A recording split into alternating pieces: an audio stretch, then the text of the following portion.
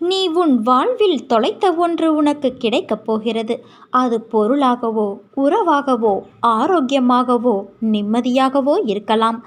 ஏதோ ஒன்று நீ தொலைத்ததிலிருந்து உனக்கு கிடைக்கப் போகிறது. அது உனக்கு மகிழ்ச்சியை நிச்சயம் தரும். நீ என் மீது கொண்ட நம்பிக்கை, பிரார்த்தனையின் பரிசாக உனக்கு கிடைக்கப் போகிறது என் குழந்தையே. இது உன் அன்னையான என்னுடைய சத்திய வாக்கு. அமைதியான மனதோடு இரு. உன் கஷ்டங்கள் இன்றோடு முடிவுக்கு வந்துவிட்டது.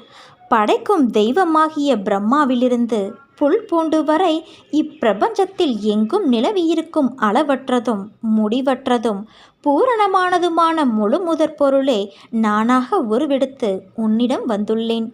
இதுவரை கஷ்டம் முடிவுக்கு வராத நிலை தொடருமானால் உன் நிலையை நீ சரி பார்த்துக்கொள். அதாவது நீ இதுவரை பூரணப்படவில்லை என்பது பொருள். பூரணமாக என்ன செய்ய வேண்டும்?